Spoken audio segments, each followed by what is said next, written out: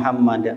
Allahumma salli ala Sayyidina Muhammadin nuri zati wa sirri sarifi sayyidil asma'i sifati amma ba'du. Ayyuhal ibadillah ittaqullaha haqqa tuqatih wa la tamutunna illa wa antum muslimun. A'udzubillahi samil alim minasyaitonir rajim. Bismillahirrahmanirrahim.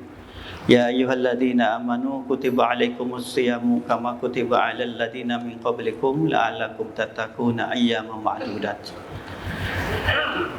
Alhamdulillah jamaah salat zuhur di Masjid Nurul Islam kawasan industri Batam Indo Batam.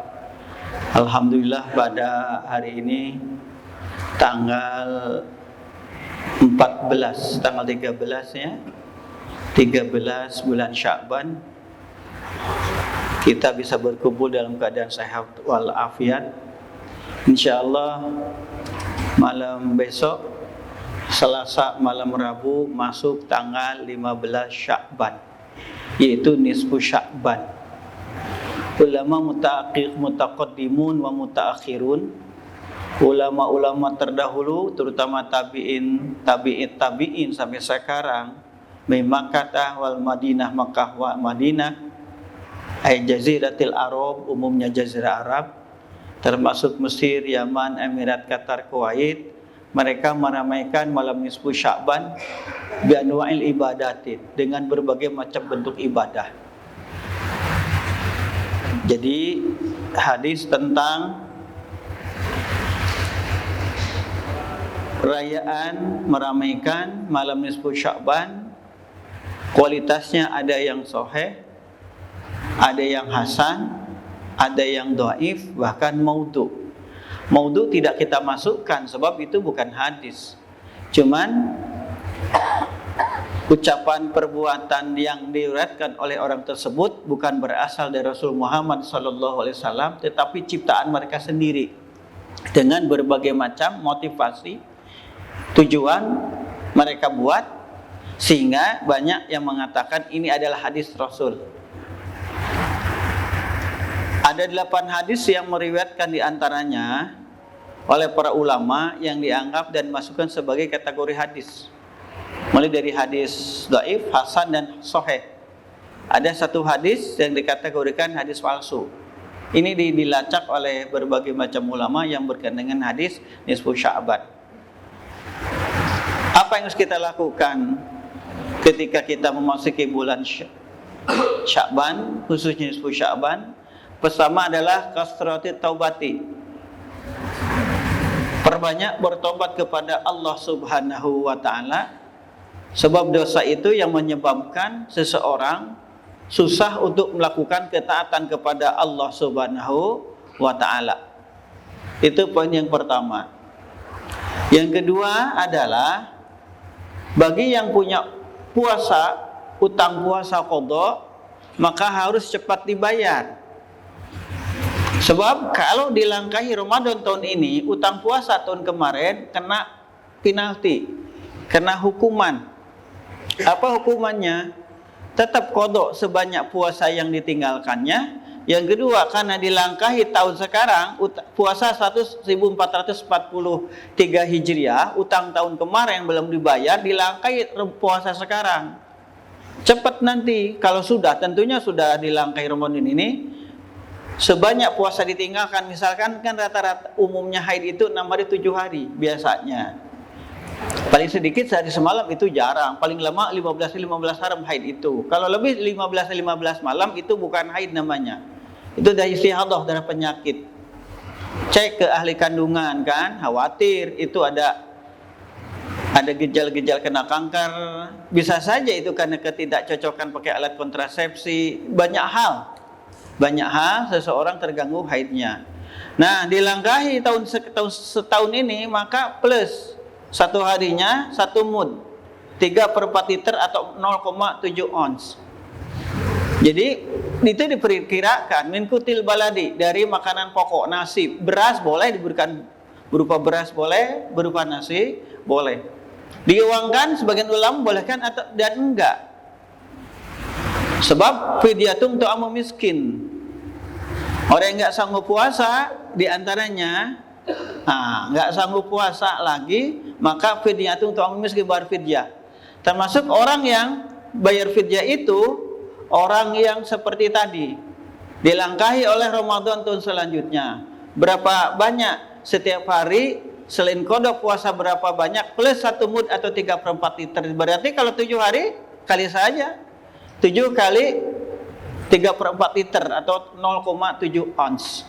Famang tahu akhirat fahuwa khairul lahu. Kalau dilebihkan, bukan cuma beras saja atau nasi saja yang diberikan dengan lauk pauknya, fahuwa khairul lakum. Itu bagus bagi kamu. Itu amalan soleh bagi kita. Sebab tujuannya adalah it'amul masakin wal fuqara. Tujuannya fidyah itu memberi makan kepada fakir miskin. Masa cuma beras nasinya saja atau berasnya saja? Kita pun tak mau kan makan hanya nasi saja, tentu dengan lauk pauk. Inginnya kan semua orang itu termasuk kita kan 4 sehat 5 sempurna. Tamat 6, yang ke-6 apa? Kenyang. Ya toh? 4 sehat 5 sempurna, yang 6 kenyang. Sebab kalau enggak kenyang itu penasaran makan. Unik ajaib kalau makan berjamaah. Itu ajaib. Kalau di kami dulu pesantren salafiyah tradisional lah, masih ngaji, enggak sekolah. Ajaib mah Bapak Ibu, pengalaman saya lebih dari 7 tahun itu. Pertama masak beras nih, mau jadikan nasi liwet. Karena bentar lagi mau ngaji, kita masukin saja kayu bakarnya itu, secukupnya lah dibakar. Setiap beres ngaji, itu matang nasi itu. Ajaib itu Pak. Ajaib. Yang kedua, berapapun yang masak, satu kastrol itu, satu panci kastrol namanya kastrol ya, masukkan kan pakai baki yang bulat itu Pak, nampan bulat itu berapapun orang yang makan, cukup Pak, kenyang, nggak ada lapar. Yang ketiga, saya 4 tahun minum air mentah Pak, belum pernah sakit perut Pak, tapi yang dicoba Pak, di rumah jangan. Dari mana airnya? Air sungai Pak, air sungai. Itu kalau hujan, itu air sungai, itu kayak teh tarik Pak. Teh tarik Pak, diminum itu. Kantin sudah tutup, kan dulu nggak musim galon, tahun berapa saya mondok itu? 95 sampai sebelum berangkat ke Kairo 95 kan? Dari 95 sampai 95 sampai 2005 kan gitu. Itu ganti-gantian Pak, nggak ada yang sakit perut. Gak ada yang sakit perut. Itu ajaib kan, keberkahannya gitu. Jamaah yang dimati Allah Subhanahu wa taala, sekarang jarang Paknya, sudah enak bagus sekarang. Anak kami catering kan gitu. Kadang nyuci laundry, kita enggak. Setrika enggak ada. Nyetrika apa, baju sekolah simpen di sajadah Pak, atau di kasur itu. Pada zaman perjuangan. Saya pernah lama itu mau pindah dari satu tempat ke tempat lain itu. Tidur di kan bentar saja, cuman kadang 20 hari, kadang 25 hari nggak bawa kasur, tidur aja pakai sejadah. Tidur di lantai 2 pakai papan. Alas untuk tidurnya apa? Pakai tas baju yang panjang itu, backpacker ceritanya. Itu bangun tidur, pegelnya itu Pak, kayak sudah dipukulin orang mungkin. Kenapa? Papannya itu nggak rata kayak gitu. Tapi emang mereka nggak sakit itu. Kehujanan, kepanasan gitu. Sekarang mah enak, anak kami yang mondok itu udah catering, rumahnya apa, asramanya kokoh dan sebagainya, air semuanya. Yang mati Allah Subhanahu wa taala. Jadi itu bayar fidyah, wajib hukumnya bagi orang yang pertama nggak sanggup puasa, diganti dengan fidyah. Yang kedua adalah orang yang terlangkahi Ramadan kemudian. Sebanyak tahun yang dilangkahi, maka sebanyak fidyah harus dibayar per harinya. Kelangkahi 2 tahun, berarti 2 mud. Seharinya itu 3 tahun, berarti 3 mud. 4 tahun, 4 mud. Kalau mampu. Kalau nggak mampu, tunggu sampai kan gitu, sampai mampu untuk membayar fidyah tersebut. Yang ketiga yang bayar fidyah itu, mampir sebentar ke sini, adalah ibu yang menyusui atau ibu yang hamil, buka puasa karena mengkhawatirkan akan keselamatan bayi atau janinnya. Padahal dia sanggup untuk berpuasa. Karena alasan bukanya al-iftar li khaufi ala ghairihi, buka karena takut khawatir janin atau bayinya nggak sehat bahkan keguguran, maka wajib bagi dia al-qadha wal fidyah, bayar puasa dengan qadha wal fidyah dan fidyah. Adapun kalau memang dirinya sendiri tak sanggup untuk berpuasa, wa alal ladina yutiqunahu fidyatun ta'am miskin. Orang yang nggak sanggup berpuasa kan gitu, karena mengkhawatirkan dirinya sendiri, bukan bayinya saja, dirinya sendiri, maka dia wajib qadha saja, tak wajib fidyah. Awal-awal Islam orang yang nggak sanggup puasa seperti tadi diganti dengan fidyah, tapi kekhususan umum dan keumuman ayat ini dicabut. Sehingga ada yang berpendapat, dan ini memang sedikit yang dipegang dari mazhab kita Ahlussunnah wal Jamaah, orang yang berbuka puasa karena hamil atau karena menyusui hanya bayar fidyah saja, itu hukumnya sudah dicabut lagi dengan kewajiban untuk qadha. Itu poin yang pertama. Yang kedua, apa hukumnya orang yang tarikus saum amdan bighidhi udrin asyar'i kal marad awil safar? Apa hukumnya orang yang berbuka puasa sengaja bukan karena hukum syara yang dibolehkan oleh syara, seperti apa? Seperti sakit misalkan, atau orang yang lagi hamil atau menyusui, atau perjalanan minimal 81 km per jam. Sepakat ulama mengatakan man taraka as-saum ay muftirus saum amdan, orang yang berbuka puasa tanpa alasan syara, dia sudah melakukan dosa besar. Kenapa? Karena orang yang berbuka puasa dengan sengaja tak merasakan itu adalah satu dosa, dan itu adalah melegalkan, membenarkan apa yang sudah dilakukan. Berbeda dengan zina, dia mengatakan zina itu haram, judi itu haram, konsumsi arak itu haram. Tetapi orang yang berbuka puasa banyak sekali kita tengok di mana-mana. Banyak sekali kita tengok orang di mana-mana. Jamaah mata Allah Subhanahu wa taala, kita akan buka dari hadis Rasul Muhammad sallallahu alaihi wasallam. Orang yang berbuka puasa apa hukumannya? Pertama, an Abi Ummah al-Bahili, dari Ummah al-Bahili, kalau berkata beliau, ini orang berbuka puasa Pak yang sengaja tanpa ada alasan benarkan oleh hukum. Sami Rasulullah sallallahu alaihi wasallam, aku mendengar Rasul Muhammad sallallahu alaihi wasallam wajib dengan nama Rasul membaca sholawat. Raghiba an furujulin zuritu indahu wa la yusalli alayya. Ailahi kazal wa hikar. Mendapatkan kehinaan jauh dari kemuliaan orang yang sebut namaku tapi tidak membaca sholawat. Jadi itu Pak, jarang ya, nggak budaya di kita baca sholawat, itu nggak budaya Pak. Kalau umumnya orang Arab itu budaya. Sholli ala Muhammad, tengah-tengah khutbah Jumat saja atau Idul Fitri, itu kadang tengah obrolan sholli ala Muhammad, baca sholawat Pak. Ini kebiasaan beberapa negara Arab, Mesir, Saudi, kalau ada langgar, meserempet nggak sengaja, gitu, mobil ramai itu kadang nggak minggir di tengah jalan.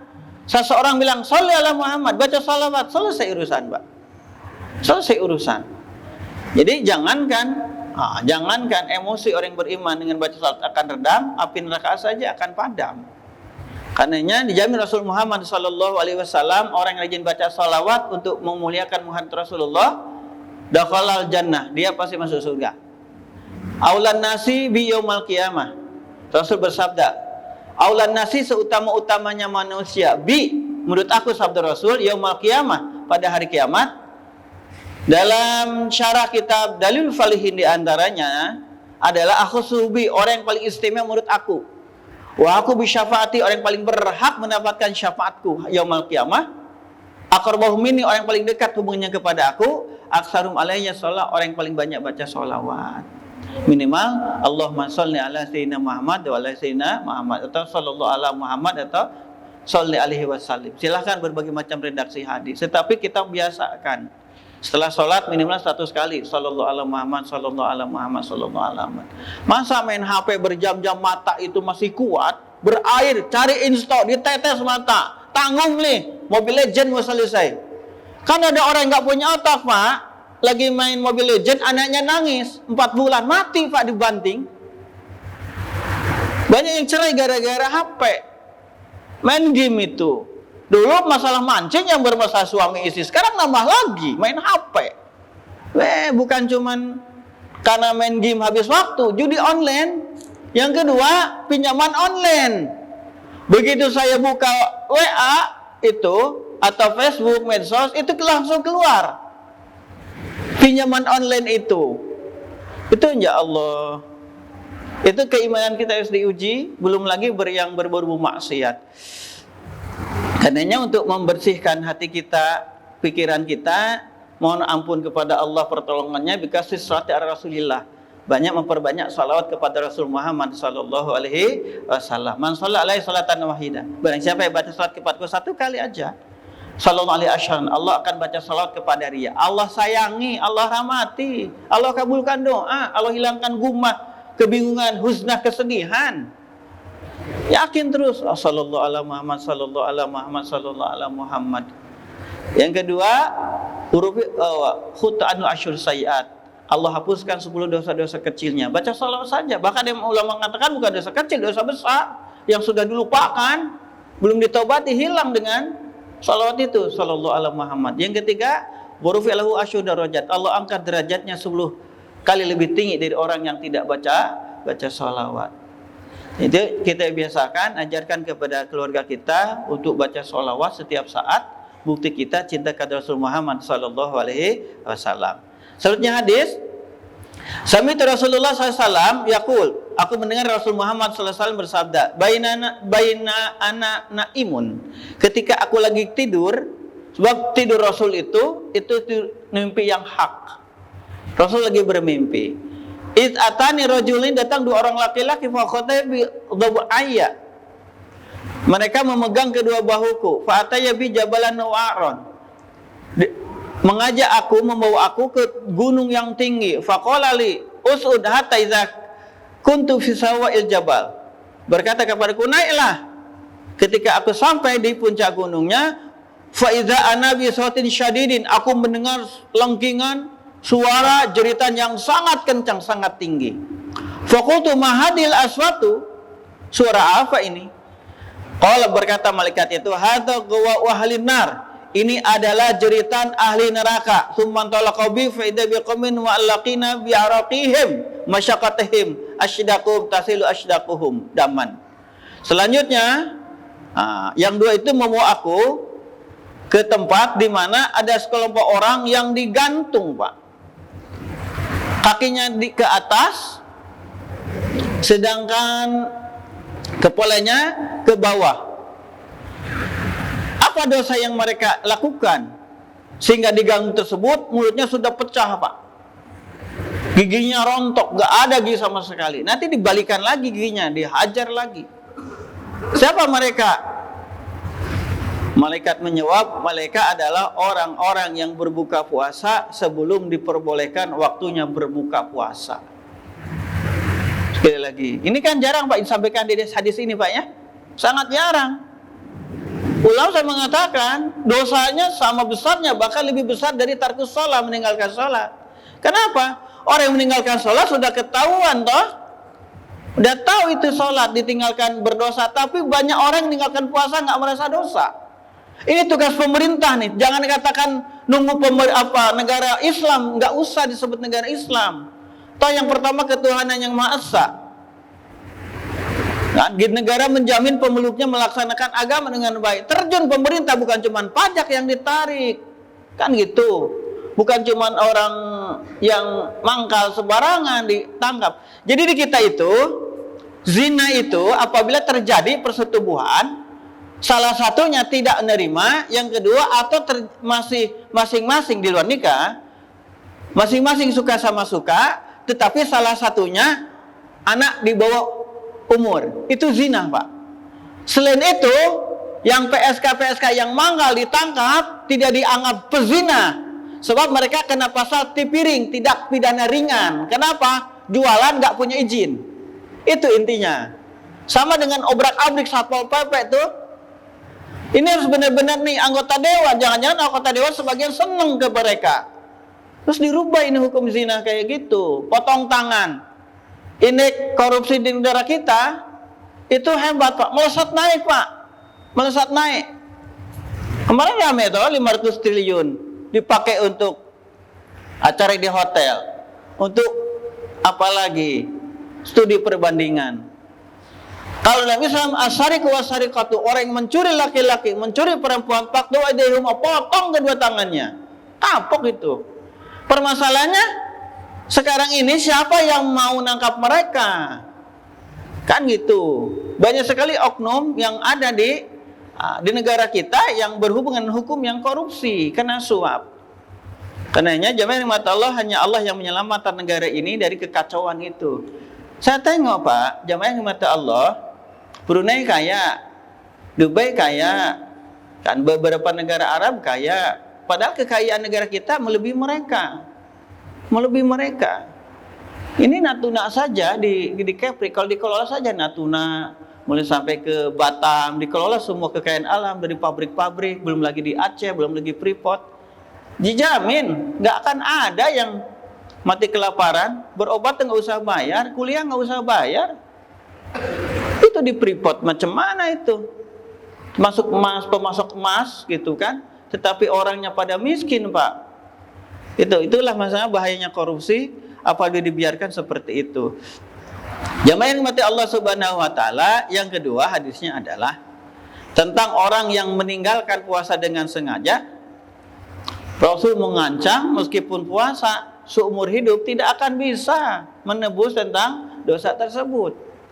Karena nilai puasa Ramadan itu lain Pak. Itu lain. Pertama adalah orang sama-sama melaksanakan puasa, auranya sungguh besar Pak, sungguh tinggi. Karenanya jamaah rahmati Allah Subhanahu wa taala, orang yang meninggalkan puasa Ramadan itu sudah meruntuhkan Islamnya. Bukan cuma sholat, puasa juga. Bunyal Islam ala khamsin. Islam itu didirikan atas 5 pondasi. Syahadati alla ilallah wa anna Muhammad Rasulullah. Pertama adalah bersyahadat bahwasanya tidak Tuhan yang berhak disembah kecuali hanya Allah dan Rasul Muhammad dan utusan Allah. Itu yang pertama. Yang kedua adalah iqamis shalah, mendirikan salat. Hadisnya masyhur, sangat terkenal, man aqama faqad aqamaddin. Barang siapa mendirikan salat, dia sudah mendirikan agamanya.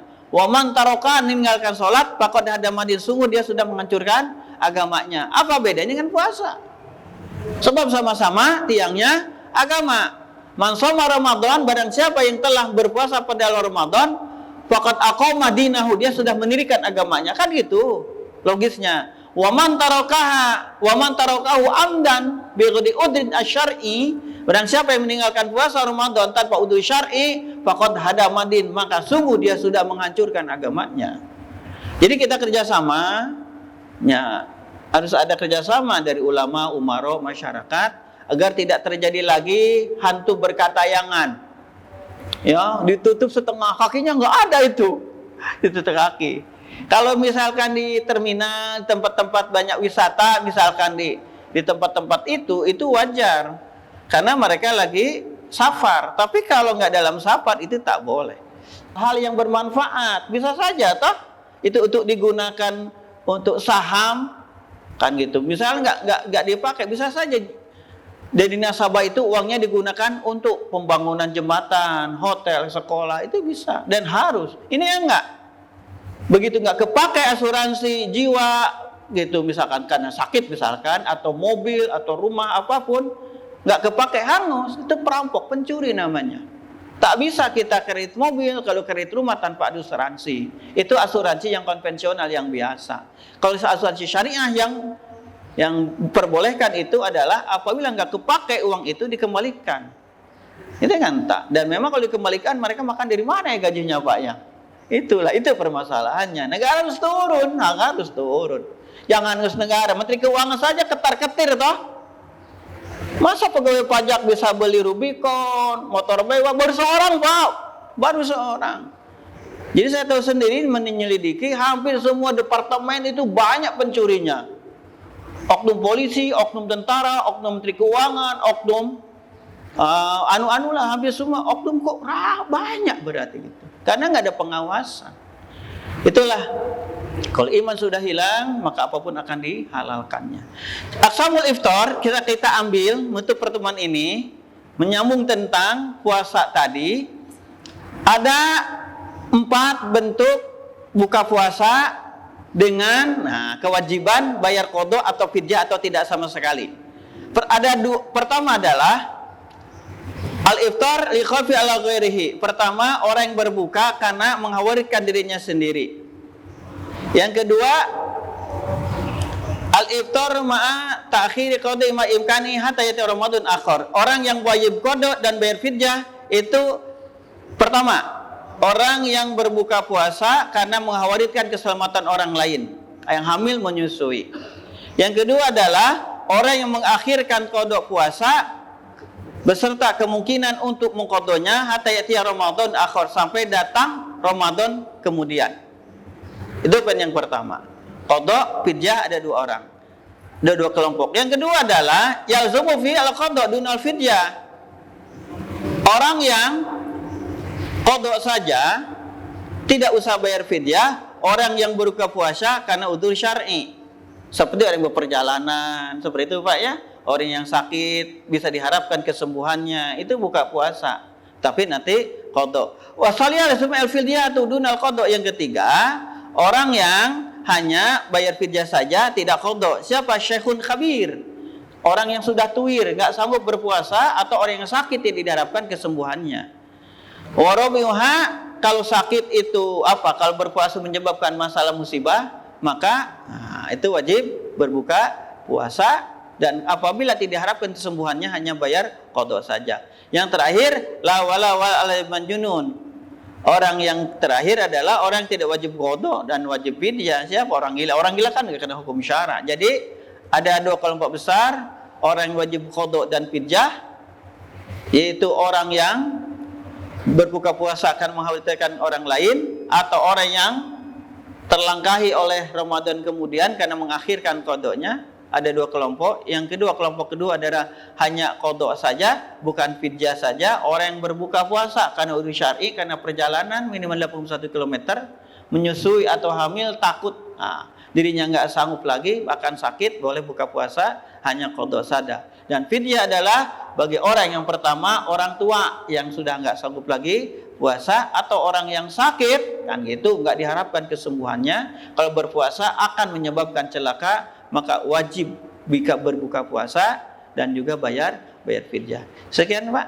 Nanti nyambung Pak ya, ada 3 kali pertemuan. Silakan oleh pertanyaan diberikan, nanti kita akan jawab. Sekian insya Allah. Ada pertanyaan nggak sebelum saya tutup Pak? Mepet waktunya ya, cuma 10 menit.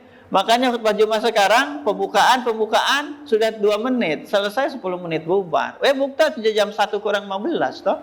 Sekian insyaallah, kita ketemu lagi besok yang berkaitan dengan hukum puasa. Allahumma shalli ala sayyidina Muhammad, amin ya Allah rabbil alamin. Allahumma ighfir lana dzunubana wa li walidina warhamhum kama rabbayana shighara. Faghfir lil muslimin wal mu'minat. Allahumma shfi maradana ya Allah, sembuhkanlah yang sakit di antara keluarga besar kami ya Allah. Sayangilah orang sudah wafat di antara keluarga besar kami ya Allah. Lindungilah keluarga besar kami ya Allah dari kejahatan makhlukmu ya Allah, dari semua hal yang akan menyakiti, yang akan memberikan kesedihan kepada kami, mencelakakan kami, jauhkanlah dari kami ya Allah. Berikanlah panjang usia kepada kami dengan saat dengan penuh berkah.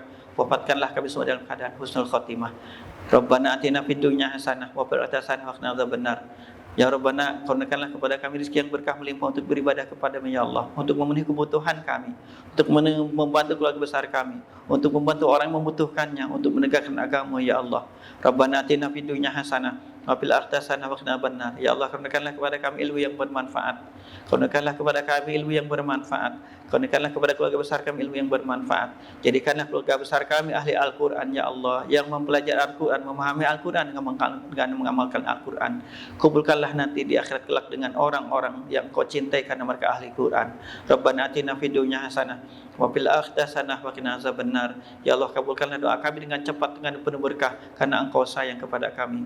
Kubulkanlah kami nanti di akhirat kelak keluarga besar kami ya Allah dengan Rasul Muhammad sallallahu alaihi wasallam, dan 2 pemuda idola kami, yaitu Sayyidina Hasan dan Sayyidina Husain. Wa sallallahu ala sayyidina Muhammad walhamdulillahi rabbil alamin. Waladini as-salih. Al-Fatihah.